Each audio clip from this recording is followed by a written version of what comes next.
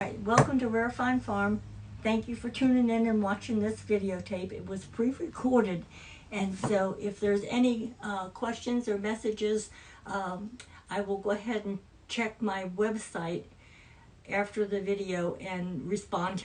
We started our farm back in 2002 with 5 ewe lambs and a couple of adult ewes and 1 ram, and we had looked for a piece of land for 10 years before we actually found land here in Wake County. And Rare Fine Farm is in New Hill, North Carolina, and that's about 20 miles from the fairgrounds in Raleigh. So we're right about in the center of the state. But like I say, we started our flock in 2002. We have registered fine fleece Shetland sheep, and we had Shelties for over 30 years, and so I was accustomed to breeding and adhering to a standard as to what a person should actually be achieving when they're breeding animals. So after we got our sheep, it wasn't long, and I decided I'd go ahead and check out the standard. And much to my surprise, while what we started with was nice animals, they were not what the standard was according to 1927, in which the Shetlands were the very finest of all the British breeds. So after reading that, I did a hard look at what we had. While I did have a few animals that would fall into that category, it was quite a minority. And so with that in mind, I had never really worked with fiber. I didn't knit, crochet, any of that stuff. And so I thought the best way I could go ahead and try to improve what I had was to have micron testing done. And those samples are taken from the mid-side of the sheep and sent to like Texas A&M, and they do put it through a machine that does the average diameter and a bunch of different things, spinning fineness and everything. And anything that is over 30 microns, you get a real prickle effect so that it feels like it's poking you. And and if there's a big diversity in the fleece itself, where there's a lot of undercoat and outer coat, the outer coat are going to be stiff and prickly sharp.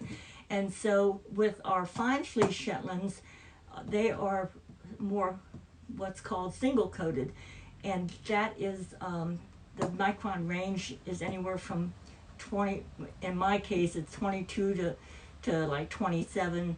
But like I say, when I started out, I had a number of animals that were over 30, and so it was a matter of every year going and taking those samples and sending them off, and anything that was over 30 was sent to a different place.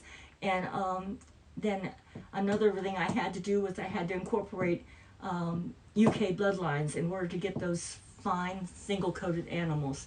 So I was able to acquire a F1 ram from Gail Former, and that really changed the face and the fleece on my flock at that time, and I think I acquired him in 2004.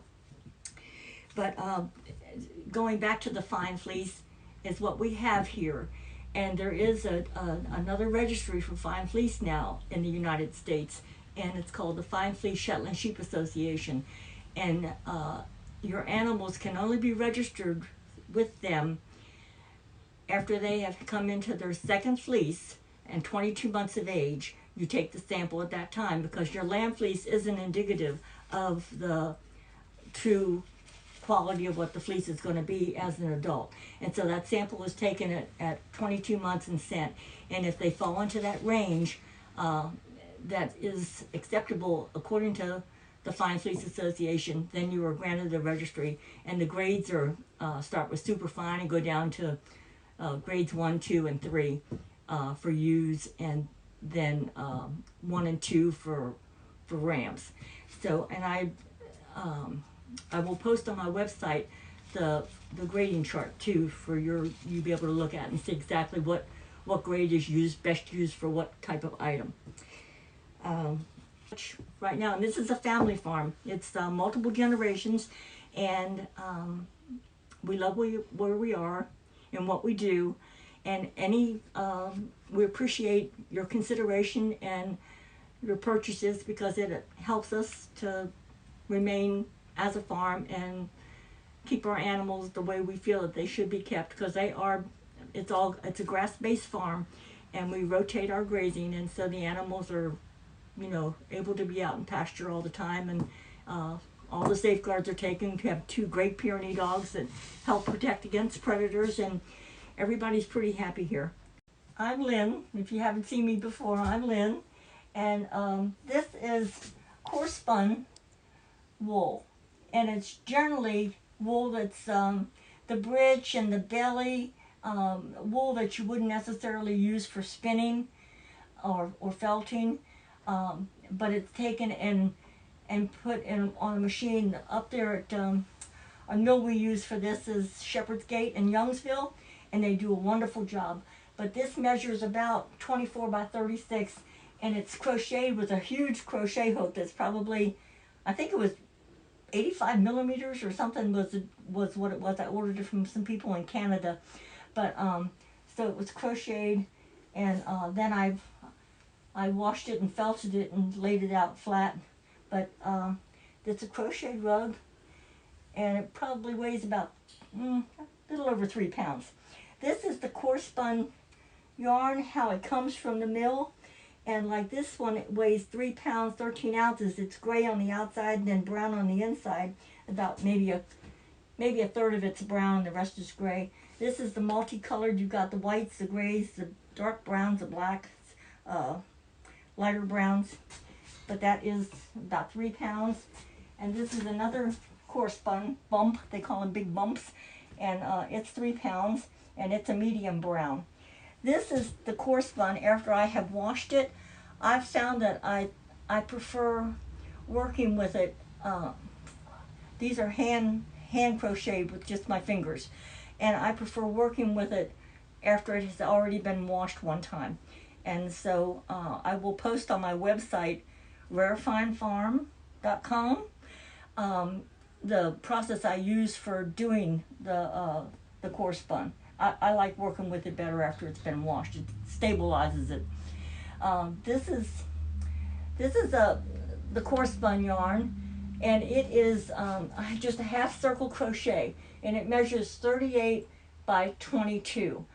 And I do that. You just start with a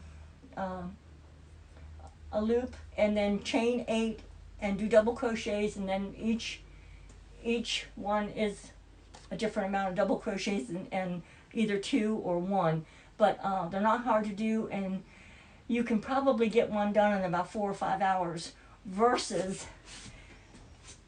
my wonderful braided rugs. But this, you take your roving and you braid it, and then you wash it and felt it, and then you flatten it. I wrap it in a ball and flatten it so it's all one direction, so because it's cattywampus when it comes out of the washing machine.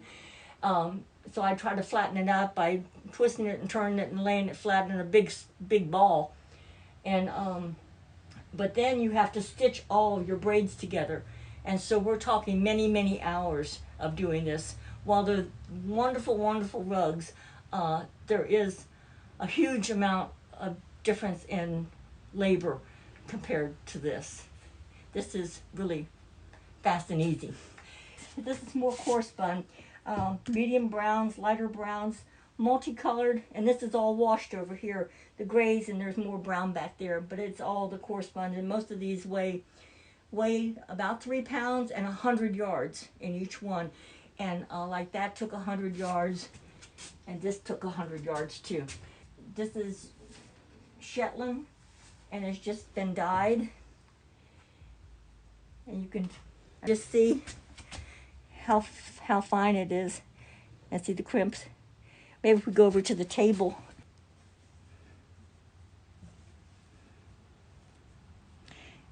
But there's multiple colors over there, and we don't coat our sheep, so you are going to have vegetable matter. Not a tremendous amount, but you will have vegetable matter. I guess that's a coral and an orange and yellow and fuchsia, and this is black, but it's more gray, and that's a brown, and this is a purple. Okay, and then I mentioned this earlier. This is the core spun, and it was done on a peg loom. The warp is jute, and then this is the colors. You've got your grays and your dark browns and your lighter browns and medium browns and all the way across. And that's a lot of the colors, the natural colors of Shetland sheep. This is mohair, and it is white, and then this is like a silvery beige color, and these are 1 ounce bags.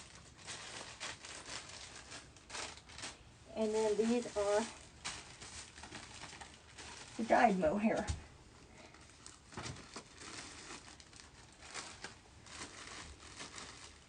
And I pre-package it in 1 ounce bags. I dyed the fleece and then sent it to the mill to be put into roving. But these are 1/2 ounce balls of the dyed roving. And as you can see, there's lots of different colors. There's a few in here, like this one is it's pink, but it's also got the mohair in it. And so you've got a bit of a sparkly effect in it. Most of it is just 100% Shetland though. All right, and this is roving, but this is your natural colors. These haven't been dyed. These are your natural colors. So you've got white and gray, a fawn, dark brown, a bit of a medium brown. This is it's brown, but it has a lot of gray in it. But you see a whole lot of different colors. This is like almost like an oatmeal. And the softness, you know, next to skin. You'll be pleased. And most of those are all 1 ounce balls. This on the floor is your bulk.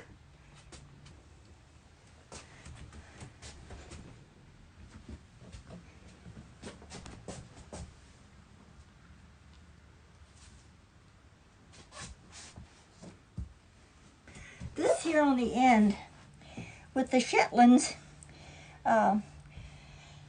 we've got black, but it's not a deep black. It is more, they call it Shetland black, and it has a bit of a brown tone to it, even though this here is quite black. And I have found that the black has been by far the very hardest to get the softness with. It's come. I'm there now, but it has been by far, compared to the white and the Moritz, it's been by far the harder to do. But that's pretty black. Item 13 is very hard to find a mill in the U.S. that will do lace weight Shetland. 620 yards for 620 yards per 4 ounces.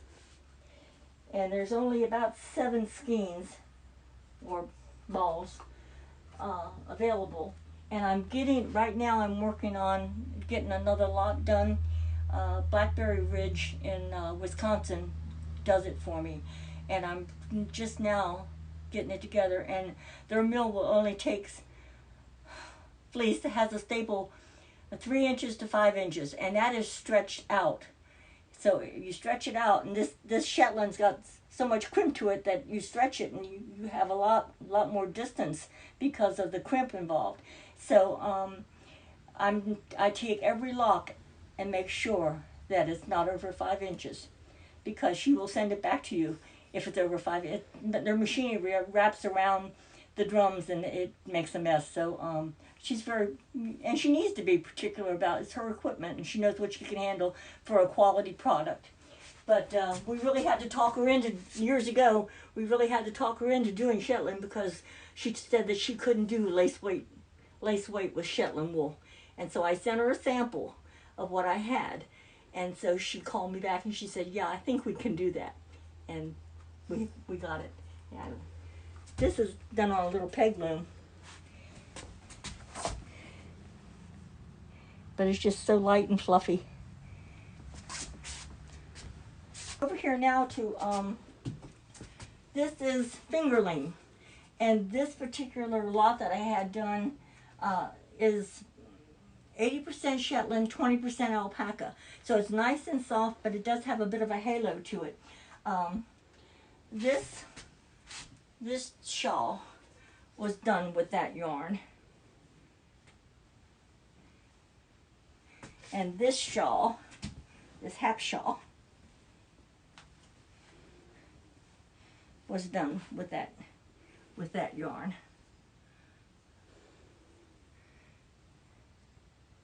I said 80-20, and there are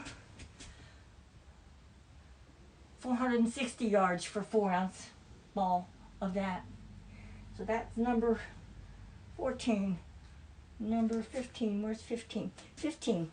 All right, this is called Myoget. The color on the color chart is Myoget, and this was spun bulky weight, and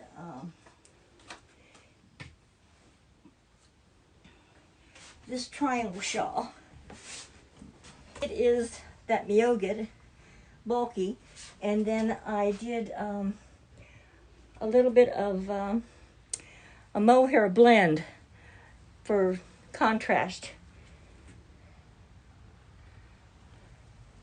See?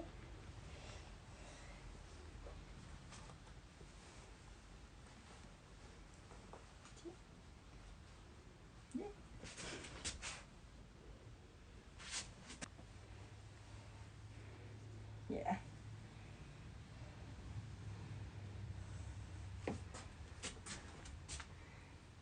Yeah, that was item 16. This is the brown side of the Shetland color chart. You start with white and you go all the way up, and you've got black, and then you've got all your browns. You start with dark brown, and then medium brown, Myoget, fawn, and then that's almost a very light fawn. But you can see the different colors and see how much darker the trim is actually than that brown.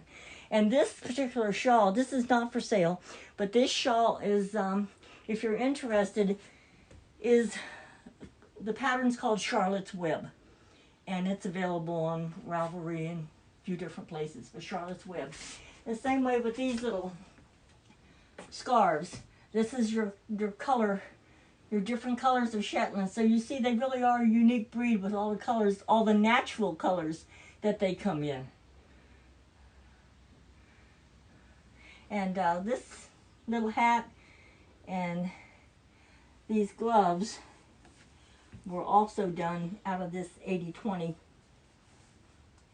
So it's got a really nice weight to it, and it's suitable for a lot of different things when you think of that and even that.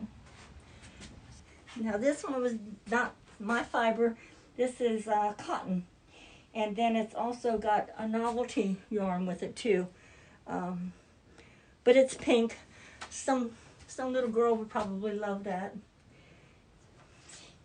And these shawls were done on the adjustable loom, and this was the 7-foot. By the time you take them off of the loom, you know, they draw together, and it's a considerable amount less, and it's quite heavy. Dryer balls are almost the best thing since sliced bread. You use these things, they're environmentally safe.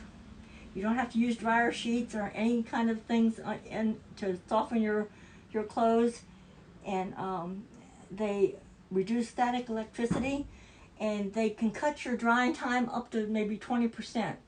And I like to put at least four in the dryer, maybe sometimes 6, depending on the the load. But I make them big. Most of them are between 3.5 and 4 inches in diameter, more like a softball size. Because so many of the dryer balls that I was seeing were just, these small little things, and so you're always fishing them out of arm sleeves and pants legs, but these you don't have any trouble with. So, but dryer balls are great. They last forever. The downfall for me is that I don't get that many repeat customers unless they're buying them as gifts, because these don't ever wear out. You they live in the dryer, never come out, and you fold your clothes, pitch them back in as you're folding your clothes, and they're there for the next load. Ready, waiting, able. But like I say, they last forever, and you can't go wrong with them. And they're getting more and more well known now. There's a lot of people that have dryer balls.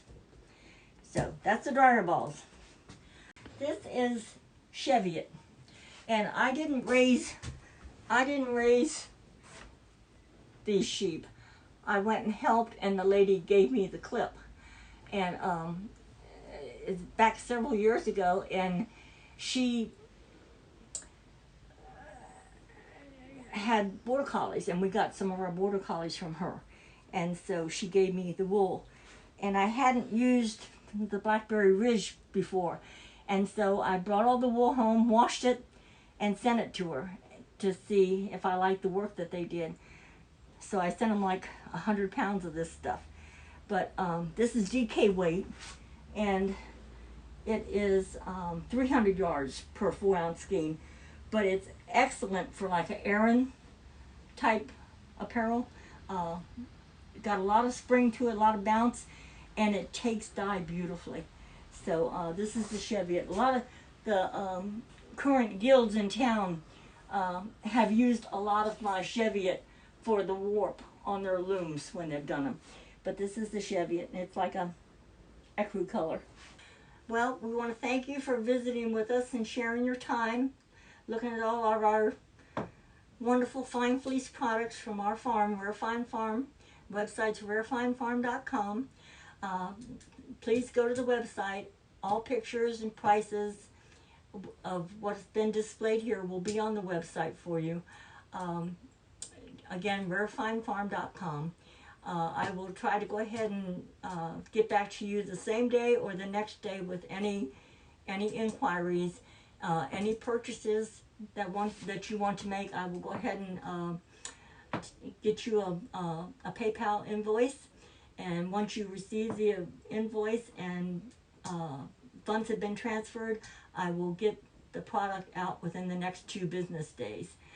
So, and again, it's the price plus our sales tax here in North Carolina is 7.25%, and then whatever shipping expenses are involved. So again, thank you for watching, and please check out the website. There's a lot of nice family photos there and lots of photos of the sheep. Thanks again.